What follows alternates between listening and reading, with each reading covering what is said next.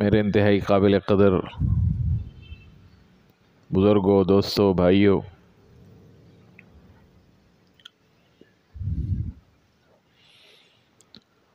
اللہ تبارک و تعالی نے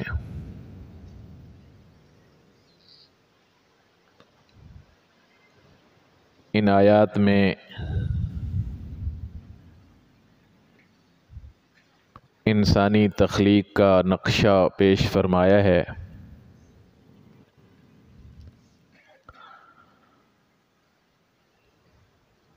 کہ اے انسان،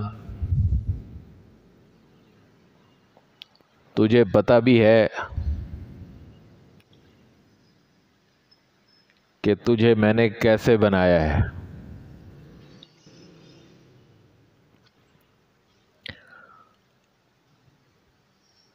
اپنے آپ کی پہچان کر لو،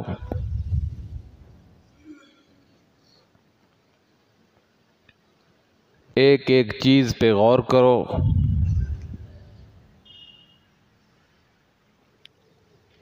کیسا نقشہ اور کیسا خوبصورت وجود تجھے عطا کیا میں نے۔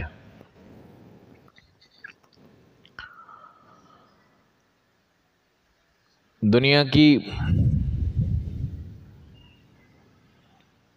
مختلف تحقیقاتی لیبارٹریاں، مختلف تحقیقاتی ادارے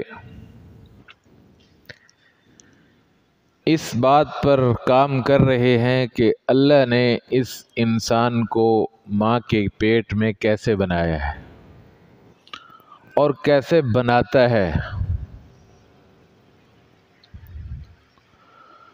ابھی تک ان کو کوئی ایسی تحقیقاتی کنفرم رپورٹ نہیں ملی ہے کہ وہ یہ فیصلہ کر سکیں کہ اللہ تعالی کی قدرت کو پہنچ سکیں۔ وہ کبھی کچھ بات کرتے ہیں اور کبھی کچھ بات کرتے ہیں، ہر وقت ان کا مختلف نظریہ، مختلف سوچ سامنے آتی رہتی ہے۔ ایک دفعہ امریکہ کے ایک ادارے میں اس موضوع پر تحقیق ہوئی کہ اللہ تعالی انسان کو اس ایک پانی کے قطرے سے کیسے وجود بخشتا ہے۔ بڑی تفصیلی رپورٹ ہوئی، کئی سال اس پہ لگے۔ ان کی مشینیں، ان کے آلات اس پہ کام کر رہے تھے۔ جس دن اس تحقیق کو پیش کرنا تھا، ایک عرب ڈاکٹر کو، جو مسلمان تھے، ان کو بھی دعوت دی گئی کہ آپ تشریف لائیں، آج ہم آپ کو بتائیں گے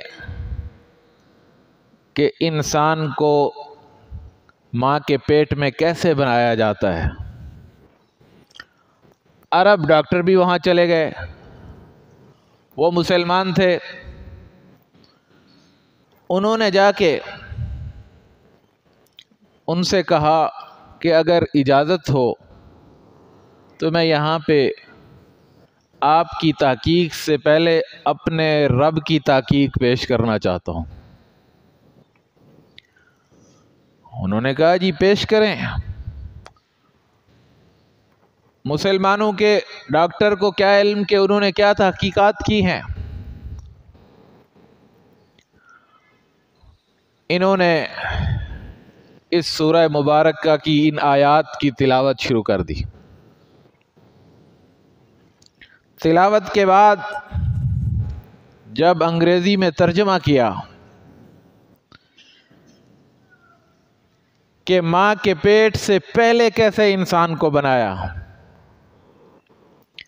ایک کھنکھناتی ایک مٹی اور اس پہ انسان کا وجود بن رہا ہے،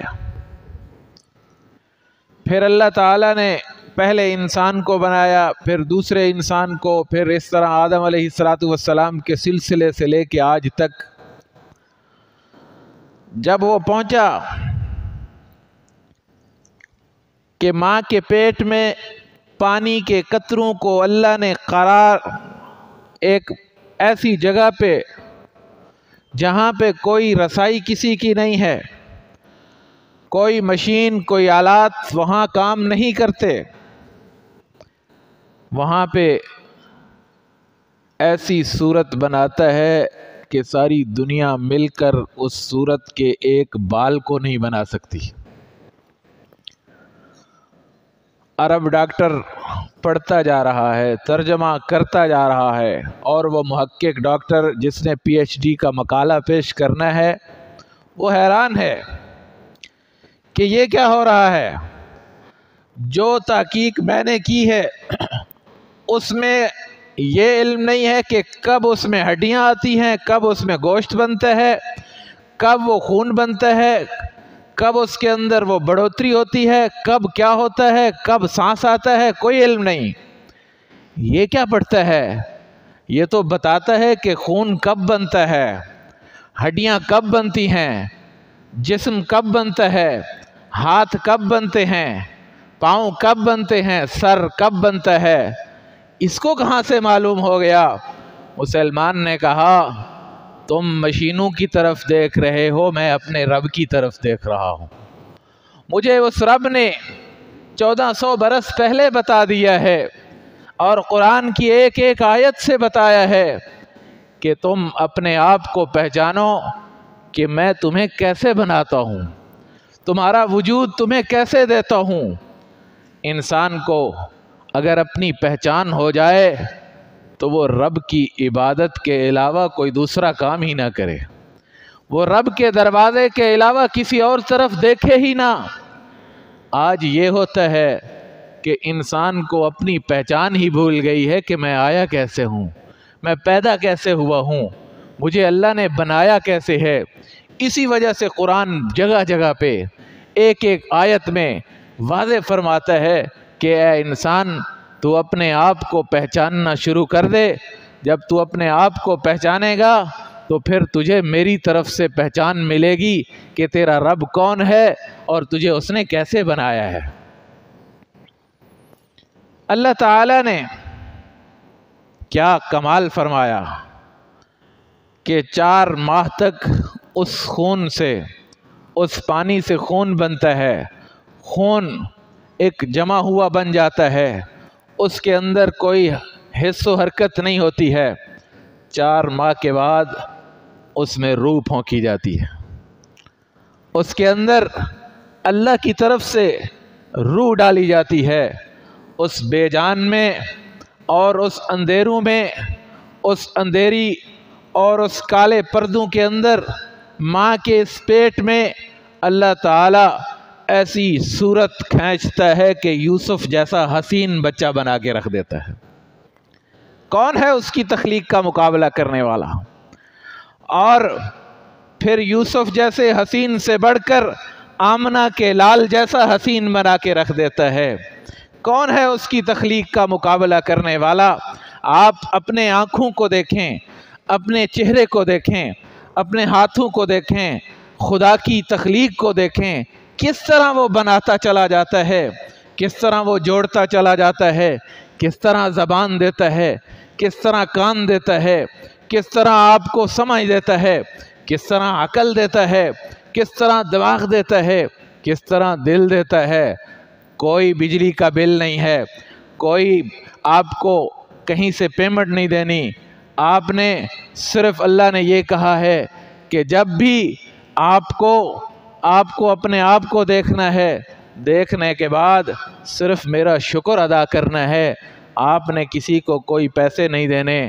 اگر موازنہ کرنا ہے کہ اللہ کے جسم جو بنایا ہے اللہ نے اس کا اور دوسرا فرق کیا ہے، تو آپ کو پھر کسی ہاسپٹل میں جانا پڑے گا کہ آپ کو پتہ چل جائے کہ اللہ کی نعمت کی قدر کیا ہوتی ہے، اللہ نے جو ہمیں نعمتیں عطا فرمائی ہیں اس کا مقام کیا ہوتا ہے۔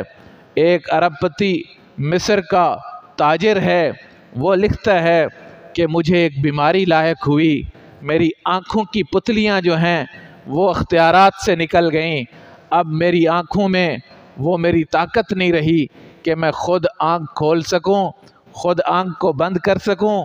میری آنکھ بند ہوتی ہے تو میں کھول نہیں سکتا ہوں، اگر کھولتا ہوں تو بند نہیں کر سکتا ہوں۔ ہاسپٹل میں گئے، ڈاکٹر کے پاس، ڈاکٹر کو کہا کہ میرے پاس دنیا کی اتنی دولت ہے کہ مجھے خود علم نہیں ہے کہ میرے پاس کتنی دولت ہے۔ ڈاکٹر نے کہا کہ اب کیا مسئلہ ہے؟ وہ کہتا ہے کہ آپ میری ساری زندگی کی جتنی کمائی ہے وہ لے لیں اور اس کمائی کے بدلے میں مجھے یہ طاقت دے دیں کہ میں آنکھ خود بند کر سکوں جیسے پہلے کرتا تھا اور خود کھول سکوں۔ یہ مجھ سے نہیں ہو پا رہا، یہ ساری دنیا کی دولت لے لو اور یہ میرا کام کر دو۔ ڈاکٹر نے کہا کہ اب یہ آپریشن سے بھی آگے بات چلی گئی ہے، اب یہ آنکھ ٹھیک نہیں ہو سکتی، اب یہ تجھے ہاتھ سے کھولنی پڑے گی، ہاتھ سے بند کرنی پڑے گی۔ جو اللہ نے طاقت بخشی تھی اس کا ٹائم ختم ہو گیا ہے۔ تو آپ اندازہ کریں کہ ایک آنکھ بند کرنے کی طاقت بھی ہمارے پاس نہیں ہے، آنکھ کھولنے کی طاقت بھی ہمارے پاس نہیں ہے۔ اگر اللہ چاہیں تو ہمارے ہاتھ میں حرکت ہے، اگر اللہ چاہیں تو ہمارا ہاتھ یہیں رک جائے، اگر اللہ چاہیں تو آنکھ کھلی کی کھلی رہ جائے، اگر اللہ چاہیں تو ہماری زبان بند ہو جائے، اللہ چاہیں چلتا ہوا دل رک جائے، اللہ چاہیں تو ہمارے سارے زندگی کے سارے سانس بند ہو جائیں، تو پھر ہم کس کو کس جگہ پہ پہچانیں گے؟ تو اس لیے اللہ کہتا ہے کہ آؤ میرے راستے پہ آؤ، مجھے پہچانو، میں نے تمہیں جس طرح ماں کے پیٹ میں اس طرح خوبصورت نقشوں سے نوازا ہے، کل قیامت کے دن بھی جب یہاں سے دنیا سے تم چلے جاؤ گے، ختم ہو جاؤ گے، ہڈیاں ختم ہو جائیں گی، ملیا میٹ ہو جاؤ گے، مٹی ہو جاؤ گے، قیامت کے دن بھی اسی طرح تمہیں زندہ کروں گا، کھڑا کروں گا۔ قیامت کے دن آپ کے سامنے ساری دنیا ہوگی اور آپ ہوں گے، اور آپ کے سامنے آپ کا رب ہوگا، پھر آپ سے رب پوچھے گا کہ بتا تجھے دنیا میں نے بھیجا تھا، تو نے دنیا میں کیا کیا؟ تجھے دنیا میں زندگی دی تھی، تو نے دنیا میں کیا زندگی گزاری؟ تجھے میں نے وقت دیا تھا، اس وقت کا کیا ہوا؟ تجھے میں نے مال دیا تھا، اس مال کا کیا ہوا؟ تجھے میں نے اولاد دی تھی، اس اولاد کا کیا ہوا؟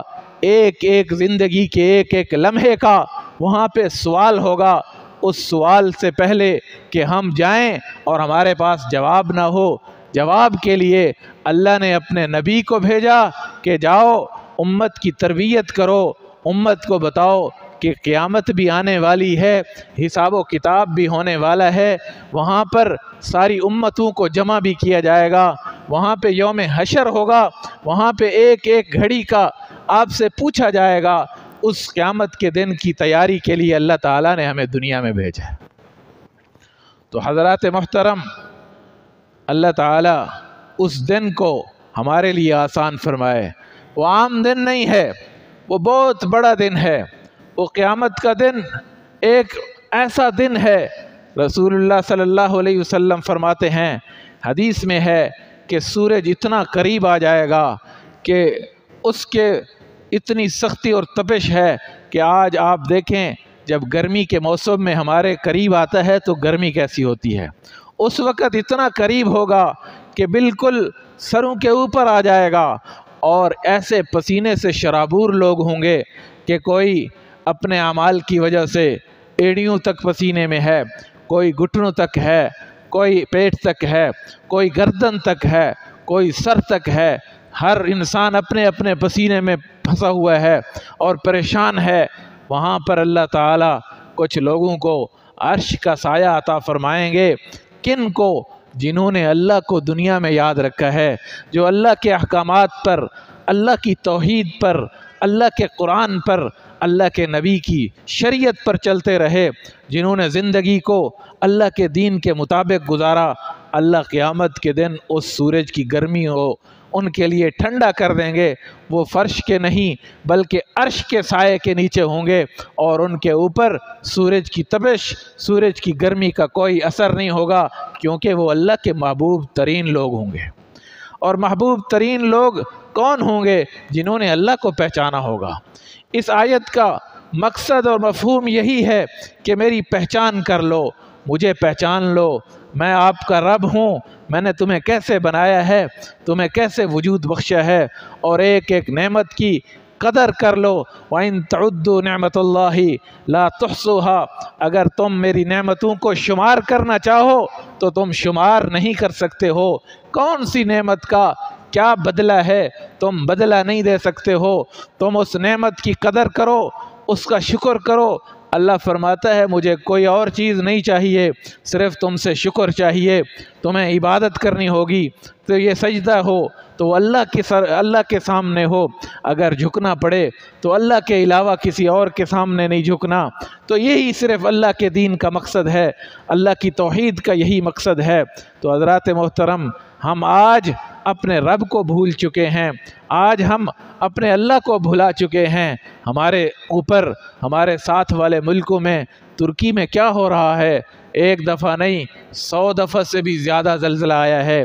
بار بار اللہ تعالی زمین کو ہلا کر اس طرح پیغام دے رہے ہیں کہ اے میرے بندو واپس آ جاؤ، مجھے پہچان لو، میرے دروازے پہ آ جاؤ۔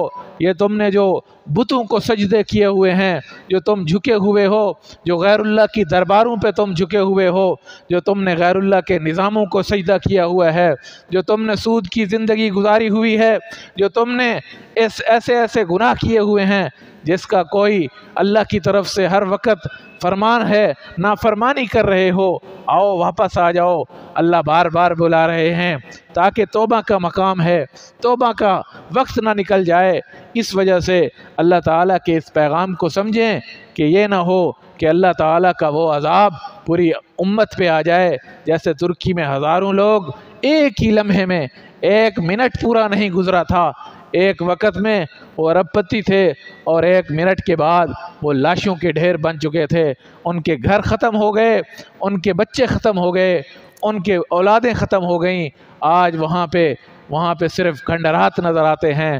یہ ہمارے لیے ایک نمونہ ہے، ہمارے لیے ایک عبرت ہے۔ ہمیں اللہ کی طرف سے ایک پیغام ہوتا ہے پہچان کرنے کے لیے۔ دعا ہے کہ اللہ تعالی ہمیں اپنی معرفت حاصل کرنے کی توفیق بخشے اور ہمیں اپنے تمام احکامات پر عمل کرنے کی توفیق عطا فرمائے۔ وآخر دعوانا الحمدللہ رب العالمین۔